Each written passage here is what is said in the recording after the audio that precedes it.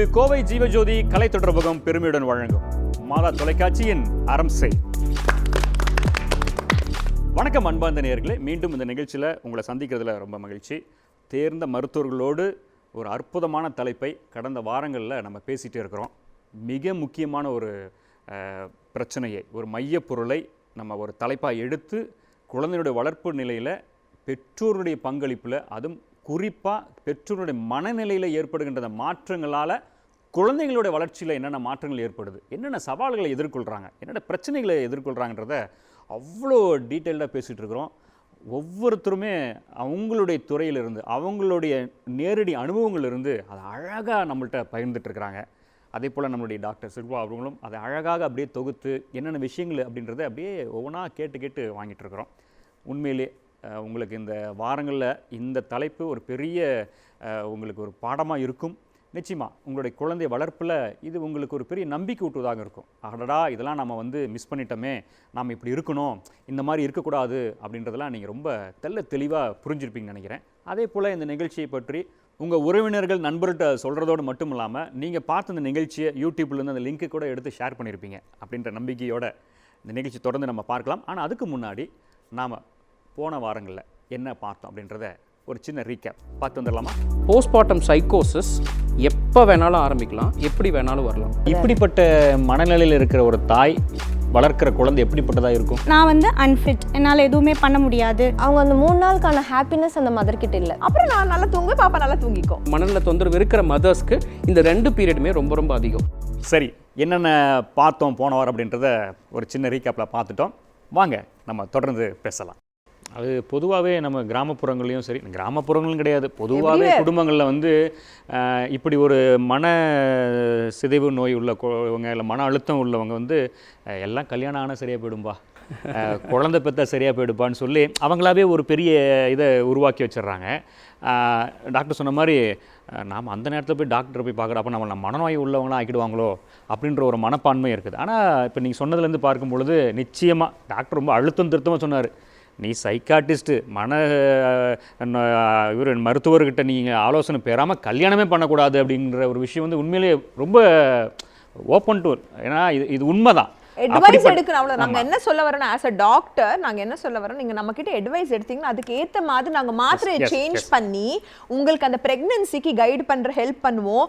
உங்களுக்கு எந்த எஃபெக்ட் ஆகாமல், குழந்தைக்கு எந்த எஃபெக்ட் ஆகாமல், முக்கியமான விஷயம் குழந்தை வளர்ப்பு நல்லபடியாக வரதுக்காக நாங்கள் கைடு பண்ணுவோம். அதுதான் சொல்ல வரும். இல்லை, அதான் அது. அப்போ அவர் ஏன் அவ்வளோ அழுத்தம் சொல்கிறாருன்னா, இது ரொம்ப முக்கியமான ரோல் இல்லை பேரண்டிங்கில். அது குறிப்பாக அம்மாக்கள், தாய்மார்கள் அந்த அவங்களுடைய மனநிலை சரியானபடி இருக்கணுன்றதில் ரொம்ப கவனமாக ரொம்ப தெளிவாக சொன்னது பெரிய விஷயம் தான் அது. அப்போ இது பயங்கரமான ஒரு பாடம்.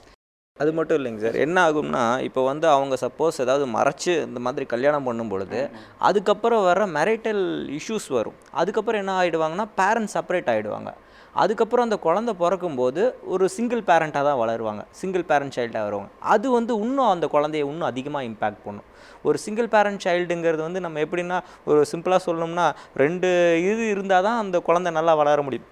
அப்போ ஒரே ஒரு இது இருக்கும் பொழுது அந்த குழந்தையினுடைய அந்த வளர்ச்சியோ இல்லை இன்ஃபேக்ட் அவங்களுடைய உடல் ரீதியான வளர்ச்சியும் சரி, மன ரீதியான வளர்ச்சியும் சரி, 2மே அஃபெக்ட் ஆகும்.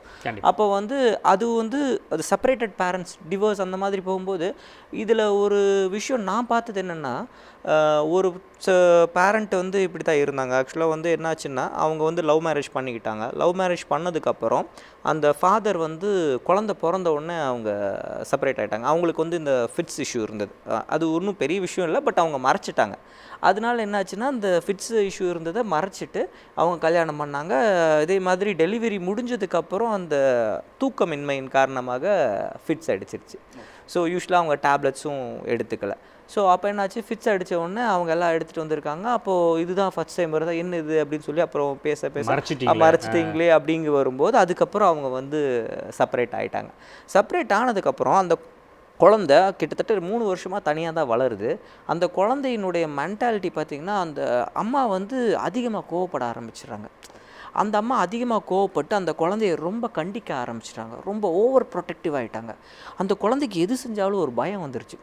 அந்த குழந்தை வாயை திறந்து பேசுகிறதே அபூர்வமாயிடுச்சு. ஒரு டம் சைல்டுன்னு சொல்லுவாங்க, அதாவது வாயை திறந்து அந்த பேச போட மாட்டாங்க. நீங்கள் சொன்னீங்களே ஆரம்பத்தில் சொன்னீங்களா, அந்த மாதிரி அந்த அந்த லெவலில் தான் அந்த குழந்தை இருக்குது. உட்காந்துதுன்னா வந்ததுன்னா அந்த அம்மா தான் பேசுமே தவிர அந்த குழந்தை ஒரு வார்த்தை கூட இப்படி வாயை திறந்து கூட பேச மாட்டாங்க. அந்த அளவுக்கு அந்த குழந்தையினுடைய இது அதிகமாக இருக்குது. ஸோ அது இப்போது அது சரி பண்ணலைன்னா அது என்ன ஆகும்னா அடுத்து ஒவ்வொன்றா அது பாதிக்க ஆரம்பிக்கும். அதனுடைய நியூட்ரிஷன் பாதிக்க ஆரம்பிக்கும். அந்த குழந்தை சரியாக சாப்பிட முடியாது. ஸோ இப்படியே ஒவ்வொன்றா அது அஃபெக்ட் ஆக ஆரம்பிக்கும். ஸோ இந்த மனநல பிரச்சனையே நம்மளுக்கு அப்படியே பார்த்திங்கன்னா அந்த உடல்நல பிரச்சனையாக மாற ஆரம்பிச்சிருங்க. ஸோ அந்த அளவுக்கு அது பாதிப்புகள் கொடுக்குது. இது இப்போ அம்மாக்களை பற்றியே தான் பேசுகிறோம். அம்மாக்களுக்கு மட்டும்தான் மன நோயா அந்த இதை பிரச்சனை வருதா, அப்பாக்களுக்கெல்லாம் இல்லையா? அது பேசலாமே. ஆக்சுவலி டாக்டர்ஸ் சொன்னாங்க, இப்போ இருக்க கரண்ட் ஃபேமிலி செட்டப்பில் அப்பாக்களும் ரோல் ப்ளே பண்ணுறாங்க, இல்லைன்னு சொல்ல. ஆக்சுவலி இருக்குது சார். பட் கேசஸ் ப்ரெக்னென்சி டைமில் வரும்பொழுதே அவங்களோட மேஜர் அண்டர்லைன் ப்ராப்ளமாக என்ன இருக்கும் அப்படின்னா, அவங்க அந்த ஸ்டார்டிங் பாயிண்ட் எதனால் டிப்ரெஸ்ட் ஆவாங்கன்னா, என் ஹஸ்பண்ட் என் கூட டைம் ஸ்பெண்ட் பண்ணுறதில்ல, நான் ப்ரெக்னென்சியாக இருக்கும்பொழுது என்னை எங்கேயும் வெளில கூப்பிட்டு போக மாட்டேங்கிறாரு, அவரோட சப்போர்ட் எனக்கு இல்லை, அவரோட அந்த அஃபெக்ஷன் அந்த இது இல்லை. அது இருக்கும்பொழுது உள்ளுக்குள்ளேயே பேபி நார்மலாக ஆக்சுவலி அவங்க கொஞ்சம் நல்லா இன்னுமே பேபியோட ஃபிசிக்கல் க்ரோத்து உள்ளே இருக்க எல்லாமே. அதனால தான் நான் ஒய்ஃப் வந்தாங்கன்னா கம்பல்சரி ஹஸ்பண்ட் கூட வரணும் அப்படின்னு சொல்லி தான் அனுப்புவேன். 2 பேருமே பேபி கூட பேசணும். ஒரு 5th மந்த்லேருந்தே பேபிக்கு பேசுகிற அந்த கேட்குறது எல்லாமே அது அந்த டெவலப்மெண்ட் இதெல்லாமே உள்ளுக்குள்ளதாகும். ஸோ 2 பேருமே ஈக்குவல். அப்போ இருந்தே தேர் பேரண்ட்ஸ். ஸோ அப்போ இருந்தே அவங்க 2 பேருமே ஈக்குவல் ஷேரிங் அந்த இம்பார்ட்டன்ஸ் இருக்கணும், அப்படி தான் சொல்லி கொடுக்கணும். பட் அது எவ்வளோ ஃபேமிலி, அந்த ஃபேமிலியோட சர்க்கம்ஸ்டன்சஸ், ஸோ ஃபேமிலி என்விரான்மெண்ட், அது ட்ரெண்ட்ஸ், அது பொறுத்து அது டிஃபர் ஆகும். ஸோ இப்போ டாக்டர் சொன்னாங்க, இப்போ பாலூட்டுற விஷயத்தில் சிக்கல் வருது, அந்த அம்மாக்களுக்கு அந்த மன அழுத்தம் வருது, அதுவே ஒரு பெருசாக மாறிடுது, லாய்க்கியல்ன்ற அளவுக்குலாம் போயிடுது, அல்லது சூசைடல் அட்டமெண்டல் வரைக்கும்லாம் போயிடுது. ஆண்களுக்கு என்ன பிரச்சனை வரும்? ஐ திங்க் மென் பொறுத்த அளவுக்கு 2 விஷயம். நான் ஒரு விஷயம் நான் நோட் பண்ணியிருக்கேன்னா, இந்த இனிஷியல் ஸ்டேஜஸ், இப்போ இங்கிறது நம்ம சொல்கிற போஸ்ட்மார்ட்டம் டிப்ரெஷனுங்கிறது ப்ரெக்னென்சி ரிலேட்டடாக வந்தது. மேபி லைட்டாக இருந்திருக்கலாம், இல்லைன்னா ப்ரெக்னென்சிக்கு அப்புறம் இருந்திருக்கலாம். ஜென்ஸ் பொறுத்த அளவுக்கு தே ப்ராபப்ளி ஏர்லியராகவே அவங்களுக்கு ஏதாவது ஒரு சைக்காட்ரிக் இஷ்யூ இருந்திருக்கலாம், இல்லைனா லைட்டாக இருந்தது மேபி ஒரு ஏஜ் ஃபேக்டரோ வேறு ஏதாவது காரணத்தினால. இப்போ பார்த்தீங்கன்னா ரீசெண்டாக நானும் நோட் பண்ணியிருக்கேன், கோவிடுக்கு அப்புறம் இப்போ அந்த டெத்தெல்லாம் நிறைய ஆனனால சில பேருக்கு அந்த ஹெல்த் ஆங்ஸைட்டினால அவங்க எங்கேயும் வெளியே போகிறதில்ல, இது பண்ணுறதில்ல, நான் டெத் ஆயிடுவேன், நான் எனக்கு ஆயிடணும். நிறைய மென் ஆஸ் சச் நான் நிறைய ரீசெண்டாக நான் பார்த்தது அது ரொம்ப காமனாக இருக்குது. அதுக்கப்புறம் பார்த்தீங்கன்னா இந்த டிப்ரெஷனும் சில பேருக்கு, இங்கே நிறைய பேருக்கு ஜாப் போயிடுச்சு, நிறைய பேருக்கு அவங்க இருக்கிற கார்லேருந்து கார் இல்லாமல் போயிடுச்சு, ஆர் வாட் எவர் ஸ்டேட்டஸ் போயிடுச்சு, அதனால நிறைய மென் டிப்ரெஷனுக்கு போயிருக்காங்க ரீசெண்டாக. ஸோ அவங்களுக்கு ஆல்ரெடி ஏதாவது ப்ரீவியஸாகவே ஒரு இஷ்யூ மைல்டாக இருந்திருக்கும், இல்லைன்னா ஏதாவது ஒரு இன்சிடெண்ட் ஏதாவது ஒன்று நடந்திருக்கு, அது பாதிச்சு கிரீஃப், வைஃப் டெத் ஆயிடுச்சோ, இல்லைன்னா ஃபேமிலியில் யாரோ ஆர் ஆக்சிடென்ட் ஆர் அந்த மாதிரி ஆகி அவங்களுக்கு ஒரு psychiatric disorder. I think they will be able to tell better cases. அந்த மாதிரி இருக்காங்களா டாக்டர்? அந்த மாதிரிலாம் மென், we are talking about common problems, psychiatric illnesses in men. அப்படி மென்ஸை பொறுத்த வரைக்கும் எப்படின்னா, இப்போ பார்த்தீங்கன்னா அவங்களுடைய இதெல்லாம் பார்த்தீங்கன்னா மேக்ஸிமம் பெரிய தெரியாது. அதாவது அவங்களுக்கு இருக்கிற அந்த அதிக அழுத்தமாக வச்சிருப்பாங்க, அதிக உள்ளே மன அழுத்தத்தையும் அழுத்தமாக வச்சிருப்பாங்க. அதாவது they don't reveal அப்படின்னு சொல்லுவாங்க. அப்படி இல்லை சார். இப்போ இந்த நீங்கள் நம்ம எல்லாருமே போஸ்ட் நேட்டல் ப்ரெக்னென்சி பற்றி பேசிகிட்டு இருக்கோம் இல்லையா? இந்த ப்ரெக்னென்சியில் உமனுக்கு ஏதாவது மென்டல் ஹெல்த் இஷ்யூ வர்றதுக்கானது மட்டும்தான் இப்போ எல்லாருக்குமே தெரியும் இல்லையா?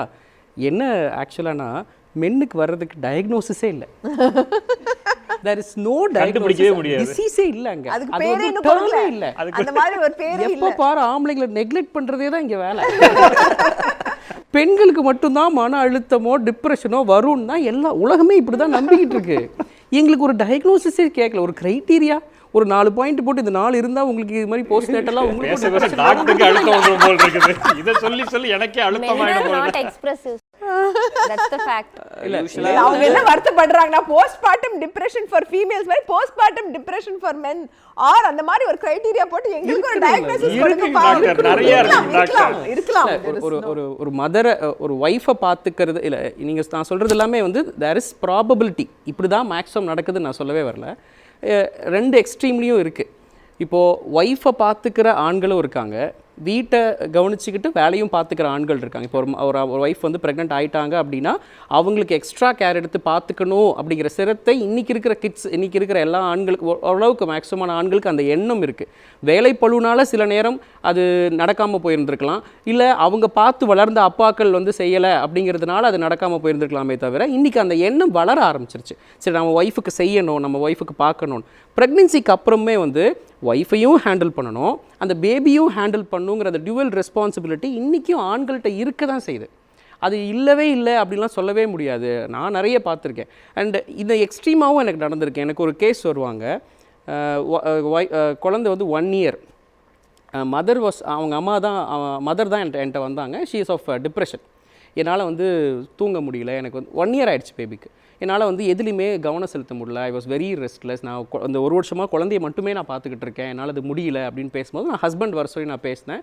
ஹஸ்பண்ட் இஸ் வெரி க்ளீன், ஒரு பேங்க் ஆஃபீஸர். காலைல 9 மணிக்கு போனார்னா சாயந்தரம் 4 மணிக்கு வருவார்.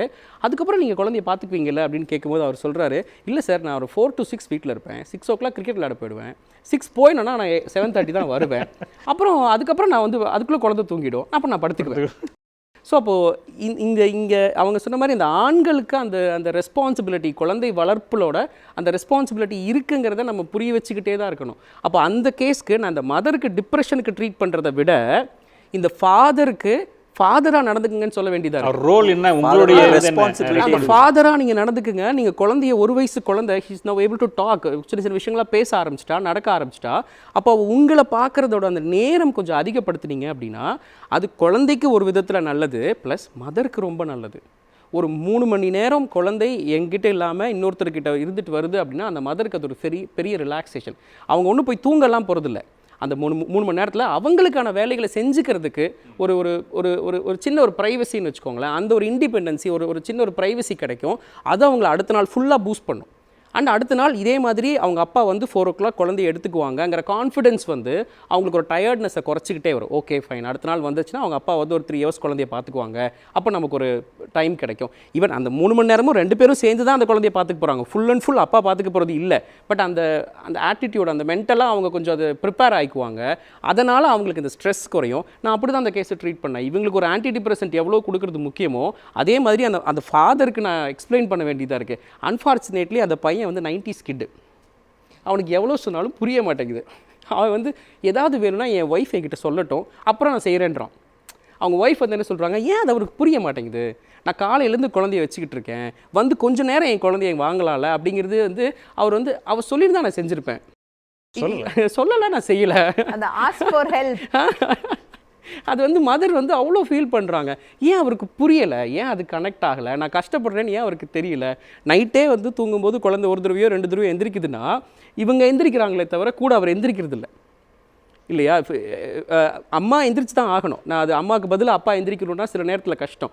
பட் அம்மா எந்திரிக்கும் போது அப்பாவும் கூட எந்திரிக்கலாம்ல. சரி, தண்ணி ஏதாவது வேணுமா, அது சிட் வித்தியோ, நீ ஃபீட் பண்ணு, நான் பக்கத்தில் இருக்கேன், அது மாதிரி சொன்னாவே இட் வில் இம்ப்ரூவ் மதரோட மென்டல் ஹெல்த்தை ரொம்ப இம்ப்ரூவ். சமமான ஒரு பொறுப்புணர்வு இருக்குது அப்படின்றத சப்போர்ட் ஜஸ்ட் நான் உனக்கு இருக்கேன், நாங்க 2 பேர் குழந்தைக்கு இருக்கோம். சப்போர்ட்ன்றது கூட டாக்டர், அதை தாண்டி ரெஸ்பான்சிபிலிட்டி, இந்த பொறுப்புணர்வு. பெத்தது தாயாக இருந்தாலும் டாக்டர் சொன்னால அதுக்கு நீ தானே காரணம், நீ தானே காரணம் அப்படிங்கும்போது 2 பேருக்குமே அந்த ஒரு ஈக்குவல் பார்ட் இருக்குன்றது, அதை புரிய வைக்கிறது தான் கஷ்டமாக இருந்தது அவருக்கு. இல்லை இப்போ ஓகே, வேறு ஏதாவது அழுத்தம் இருக்குதா இது சார்ந்து ஆண்களுக்கு? இப்போ சொல்கிறோம் அவங்க ரெஸ்பான்சிபிலிட்டி காமன் மென்டல் இல்னஸஸ் இன் மென்.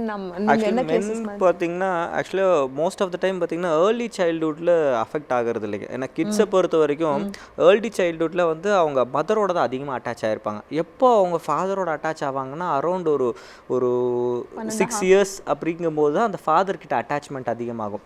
அதுக்கப்புறம் தான் அந்த அடலசன்ஸ் ஏஜ் அந்த குரூப்லாம் போவாங்க. ஸோ அப்போ அப்பா கோவப்படுற கஷ்டப்படுறாரு, அப்பா கிட்ட பேச முடியல அப்படிங்கும் பொழுது தான் அந்த பியர் ப்ரெஷரில் அந்த குழந்தைகள் வந்து either the going for this substance abuse அந்த மாதிரியான விஷயங்கள் வந்து லேட்டர் பார்ட் ஆஃப் த இதில் தான் வரும். அதாவது அப்பாவுக்கு இருக்கிற மென்டல் இஷ்யூஸ் வந்து சில்ட்ரன் அஃபெக்ட் பண்ணும் அப்படிங்கிறது வந்து இந்த லேட்டர் லைஃப்பில் தான் வருமே. மோஸ்ட்லி இந்த அடலசன்ஸ் அந்த டைமில் தான் அது அதிகமாக அஃபெக்ட் ஆகும். ஏன்னா அப்பா அந்த டைம் அப்பாவுடைய ரோல் பார்த்திங்கன்னா லேட்டர் பார்ட்டில் தான் அதிகமாக இருக்கும்.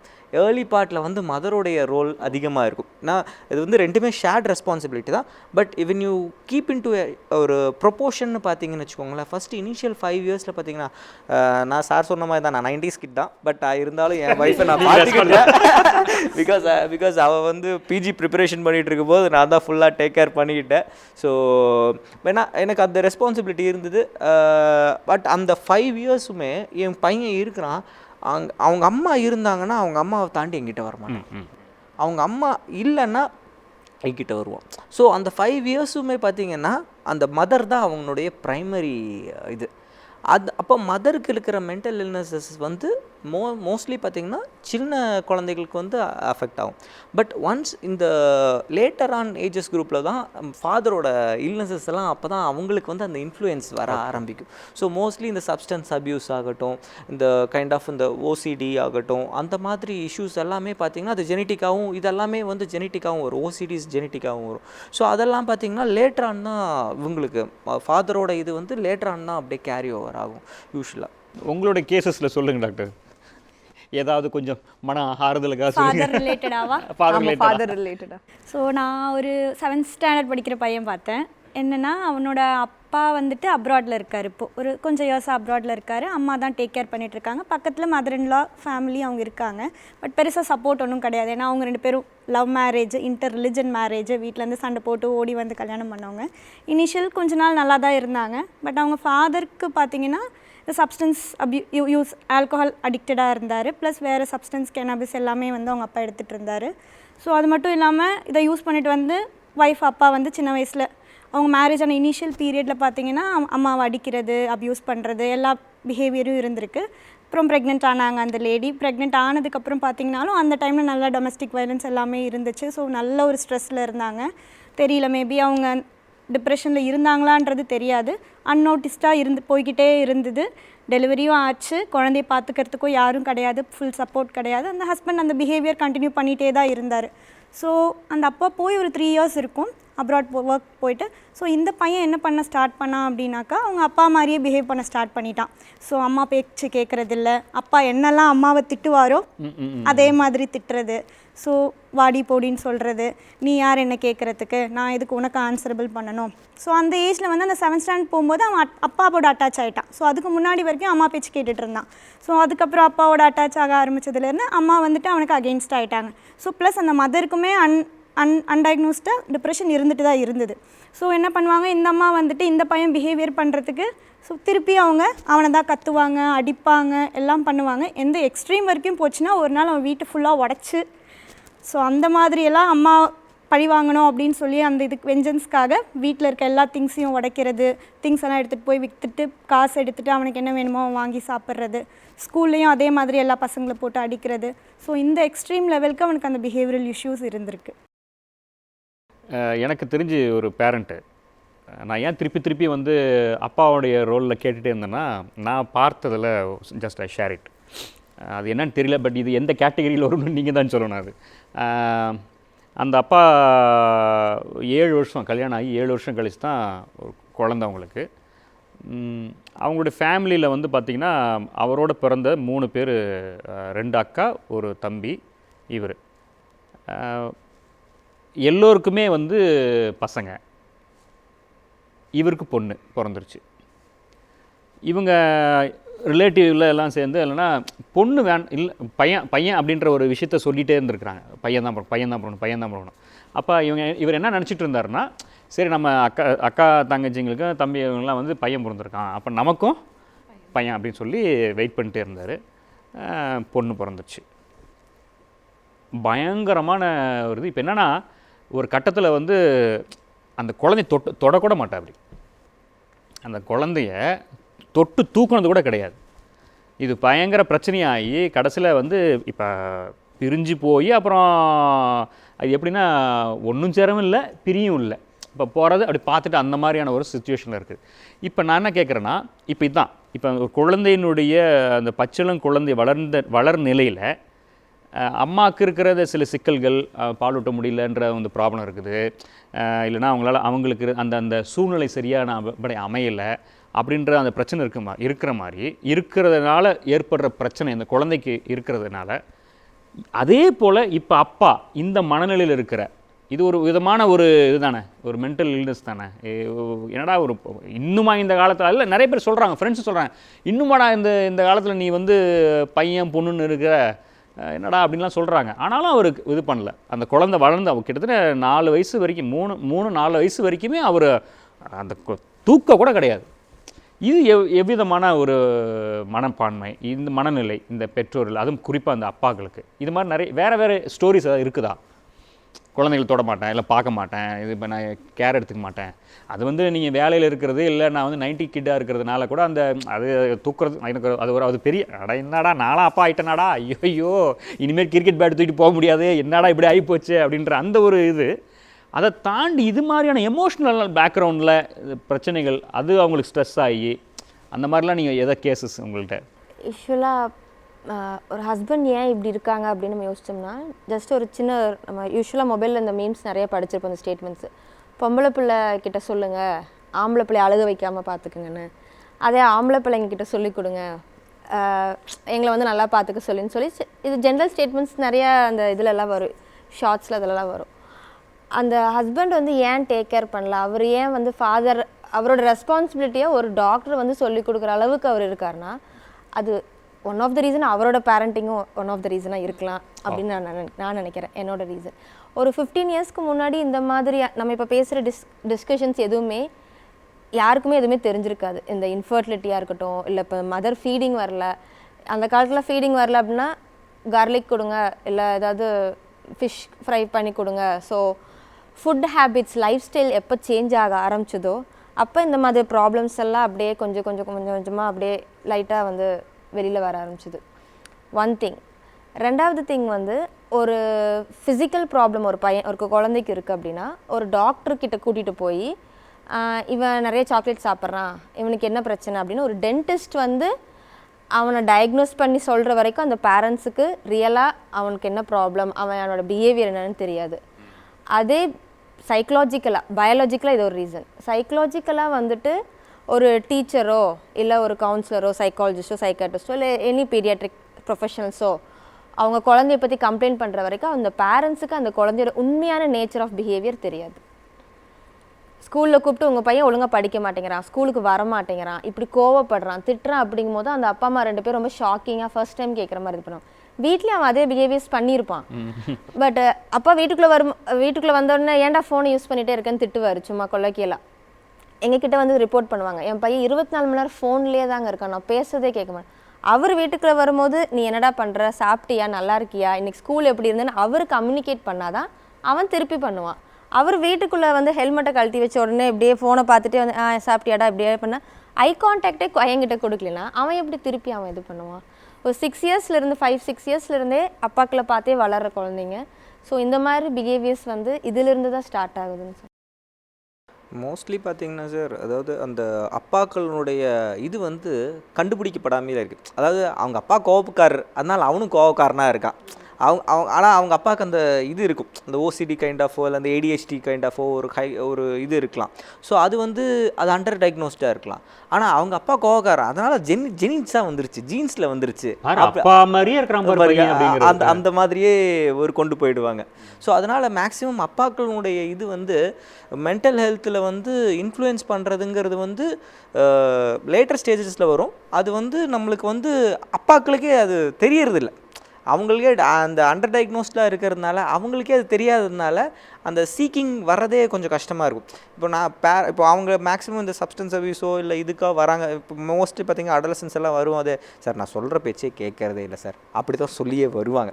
அப்படி வரும்பொழுதே நம்ம கேட்கும்போது என்ன சொல்லுவாங்கன்னா, நான் சொல்கிற பேச்சு அவன் கேட்கறது இல்லை. ஸோ இந்த கம்ப்ளைண்ட்டு தான் அவங்களுக்கு ப்ரிடாமினெண்ட்டாக வச்சுட்டு வருவாங்க. அப்புறம் போய் கேட்டோம்னா அவங்க அப்புறம் அவங்களுடைய ஹிஸ்ட்ரி எல்லாம் கேட்டு பார்க்கும்போது அவரும் அதே மாதிரி தான் இருந்திருப்பார். ஸோ இது எல்லாமே வந்து அந்த அட்டாச்மெண்ட் இஷ்யூஸ்னால தான் வருதுங்க. ஸோ இதெல்லாமே வந்து ஜெனட்டிக்காக வருது அப்படின்னு நினச்சிக்கிறாங்க. அது வந்து அப்புறம் டயக்னோஸ் பண்ணும்போது சொல்லும்போது என்னென்னா இதே மாதிரி தான் நானும் இருந்தேன் அப்படிங்கும்போது அவங்க அக்செப்டன்ஸ் குறையுதுங்க. ஸோ நீங்கள் ஒரு சைக்காட்ரிஸ்ட் கிட்ட போகும்போது அந்த சைக்காட்ரிஸ்ட் நாமளே ஏதோ நாங்கள் பீடியாட்ரிஸ்ட் பார்த்து இது இப்படி இருக்குங்க, நீங்கள் போய் சைக்காட்ரிஸ்ட் கிட்ட போய் பாருங்க அப்படின்னு சொன்னோம்னா அந்த ஸ்டிக்மா வந்து அவங்களுக்கு கொஞ்சம் அதிகமாகவே இருக்குது. அப்போது நம்ம சொல்லும்போது அதை அக்செப்ட் பண்ணுறதில்ல. இது தானே சார், ஓகே சார் அப்படின்னு சொல்லிட்டு அந்த இதில் போயிடறாங்க. இதே சொன்ன மாதிரி படிப்பு விஷயத்துலையோ இதுலேயோ எதாவது இருந்ததுன்னா இமீடியட்டாக வந்து நோட்டீஸ் பண்ணுறாங்க. இதை கோவப்படுறதுலையோ இல்லை வேறு ஏதாவது பர்சனாலிட்டி ரிலேட்டடான விஷயத்துலையோ அந்த இதுலேயோ ஏதாவது இது இருந்தாலும் அது அவங்க அப்பா மாதிரி அப்படி இருப்பான், அதனால் ஜீன்லேயே வந்துருச்சு, அதனால் நம்ம எதுவும் பண்ண வேண்டாம், அது இது மாற்ற முடியாது. இன்னொன்று இந்த ஜீனில் இருந்ததுன்னா அதுக்கு இது ட்ரீட்மெண்ட்லாம் கிடையாது, அது மாற்ற முடியாது அப்படின்ற ஒரு ஃபிக்ஸடான ஒரு ஐடியாஸ் வச்சுருக்காங்க. நம்ம பரம்பரையே இப்படித்தான் கிடையாது. அந்த குழந்தை நம்ம என்ன பண்றோன்றதை தான் அது அப்படியே வந்து மிமிக் பண்ணுது. ஸோ அப்பா வந்து எப்படி அம்மா கிட்ட வந்து கம்யூனிகேட் பண்றாரோ அந்த குழந்தை அதே தான் அடுத்தவங்க கிட்ட போய் கம்யூனிகேட் அதே மாதிரி தான் நடந்துக்க போகுது. ஜீன் மட்டும் ரீசன் கிடையாது. ஸோ நம்மளை சுற்றி இருக்கிறது வெளியில சொல்லும் பொழுது what we say is nature and nurture. Nature அப்படிங்கிறது ஜீன் தான். இப்போ அப்பாவோட கோவங்க தாத்தாவோட கோவங்க ஒன்றும் பண்ண முடியாது அப்படின்ட்டுருவாங்க, பட் அம்மாவோட பயங்க அப்படின்ட்டுருவாங்க. பட் நர்ச்சர்னா நம்ம அதை மாற்றலாம், நம்ம என்ன பண்ணுறோமோ எபிஜெனட்டிக்ஸ் அப்படின்னு சொல்கிறோம், கண்டிப்பாக அதை நம்ம சேஞ்ச் பண்ண முடியும். அந்த கான்செப்டுங்கிறது எல்லாருக்குமே நான் ஆக்சுவலாக இதை திருப்பி எல்லா எபிசோட்ஸ்லேயும் சொல்லியிருக்கேன். முடியாதுன்ற வார்த்தைங்கிறது இல்லை, அதை கண்டிப்பாக நம்ம மாற்றலாம், அது நம்மளோட ரைட்டு. எபிஜெனட்டிக்ஸ் அப்படின்னு நம்ம கண்டிப்பாக மாற்றணும், அதான் புது ரிசர்ச் சொல்லுது. பட் பிஃபோர் தட் அந்த நீங்கள் சொல்கிற அந்த மேல் பொறுத்த அளவுக்கு சைக்காட்ரிக் டிசார்டர்ஸ் மெயினாக நீங்கள் பார்த்தீங்கன்னா ஒன்று பைப்போலார்னா என்ன, மேனியா, ரொம்ப ஓவராக பேசி எல்லாம் காசெல்லாம் செலவு பண்ணுவாங்க, இல்லைன்னா அவங்க டிப்ரெஷனில் போவாங்க, அதுக்கு பைப்போலார்னு சொல்லுவோம். அதுக்கப்புறம் சிசோஃப்ரேனியா, அதுலேயே பார்த்தீங்கன்னா அவங்களுக்கு தாட்ஸ் இருக்கோ கேட்கோ அந்த மாதிரி. இந்த மாதிரி பெரிய டிசீசஸ் ஜென்ஸுக்கு மேலுக்கு வந்தாதான் அவங்க ட்ரீட்மெண்ட்டுக்கே போகிறாங்க. ட்ரீட்மெண்ட்டுக்கு கண்டிப்பாக போய் ஆகணும், ஏன்னா கம்ப்ளீட்டாக அவங்க சொல்கிற மாதிரி ஒரு க்ரைட்டீரியா இருக்கும், அவங்க இதெல்லாம் பண்ணல அப்படின் போது ட்ரீட்மெண்ட் எடுத்து தான் ஆகணும். வேறாஸ் ரொம்ப கொஞ்சம் சின்ன இப்போ டிப்ரெஷனும் பார்த்தீங்கன்னா ஒரு பார்டர் லைன் பேஸ் வரைக்கும் டிப்ரெஷனுக்கு யாரும் போக மாட்டாங்க அவ்வளோ சீக்கிரத்தில் ட்ரீட்மெண்ட், ஸ்பெஷலி மென் சொல்கிறேன். ஏன்னா ஃபீமேலுங்கிறது வேலை பார்க்குது, குக் பண்ணுறது, அதெல்லாம் பேசிக்காக இவங்களுக்கு அவங்களோட வேலை, அவங்க ஆஃபீஸ் ஒர்க் போயிட்டு வரதுல பாதிப்பு இருந்தால் மட்டும்தான் ப்ராப்ளம். ஆக்குபேஷன் தான். வேற இங்கே நமக்கு சாப்பாடு 2 நாள் வரலன்னா தெரிஞ்சு போயிரும்ல, இல்ல அப்ப வீட்ல சமைக்கல, சாப்பாடு பண்ணல, ஏன் 2-3 நாள் உப்பே போடாம வருது சாப்பாடு, அப்ப ஏதோ இருக்குது அப்படிங்கிறது கொஞ்சம் அதிகமா இருக்குது ஃபீமேல்ஸ் பொறுத்த அளவுக்கு. மேல்ஸ் பொறுத்த அளவுக்கு பெரிய டிசீஸ் லைக் சைக்கோசிஸ், பைபோலார் இதெல்லாம் இருந்தா மட்டும் சீக்கிரமா எடுக்கிறாங்க. பட் அவங்க சொல்ற பாயிண்ட் ரொம்ப நானும் பார்த்துருக்கேன். யார் அப்பாங்களுக்கு யாருக்கு சைக்காட்ரிக் டிசார்டர்ஸ் இருக்குதோ அது வரலாம், முன்னாடி இருக்கலாம், அப்புறம் வரலாம், வாட் எவர் பீட், அதை நம்ம இப்போ சேஞ்ச் பண்ண முடியாது. பட் அந்த குழந்தைங்களோட இன்ட்ராக்ஷன், இப்போ விளையாடுறாங்க, நாங்கள் சொன்ன மெமரிஸ் கிரியேட் பண்ணுறது, குழந்தையோட விளையாடுறது, குழந்தையோட பேசுறது, குழந்தைய நம்ம ஸ்கூலுக்கு கொண்டு போகிறது, அதெல்லாம் கண்டிப்பாக அந்த குழந்தையும் மிஸ் பண்ணும். இப்போ ஒரு சிங்கிள் பேரண்ட்டாக எல்லாமே பண்ண முடியாது இல்லையா, ஃபைனான்ஷியலும் பார்க்க முடியாது, வேலைக்கு போகணும், வீட்டு வேலையும் பார்க்கணும், அப்போட ரோலும் பார்க்கணும், அம்மோட ரோலும் பார்க்கணும். அந்த அப்பா வீட்டில் ஒரு சில மாதிரி உட்காந்துட்டு இருந்து பெரிய ஒரு இமோஷன்லெஸ்ஸாக இருக்கிற ஒரு அப்பா கிட்ட அப்போ கண்டிப்பாக அந்த குழந்தைக்கும் ஒரு ஸ்மால் வேக்யூம் கண்டிப்பாக இருக்கதா செய்யும். எக்ஸ்பிரஷன் டெஃபினட்டாக. அன்பான நேயர்களே, நிறைய பேசிகிட்டு இருக்கிறோம். குழந்தையினுடைய வளர் நிலையில் பெற்றோருடைய பங்களிப்பு மிக முக்கியமாக. இந்த மனச்சிதைவு, இந்த மனநோய் உள்ள பெற்றோர்கள் எந்த அளவிற்கு குழந்தையினுடைய வளர்ச்சியில் அவங்க வந்து ஒரு பாதிப்பை ஏற்படுத்துகிறாங்கன்றதை நம்ம டாக்டர்ஸ் அழகாக பேசிகிட்டு இருக்கிறாங்க. இது இதோட முடிய போகிறது கிடையாது. தொடர்ந்து வரும் வாரங்களில் இன்னும் அதிகமாக, இன்னும் ஆழமாக பேச போகிறோம். அதுவரை காத்திருங்கள். இது கோவை ஜீவஜோதி கலைத்தொடர்பகம் பெருமையுடன் வழங்கும் மாதா தொலைக்காட்சியின் அறம் செய். மீண்டும் அடுத்த வாரம் சந்திப்போம்.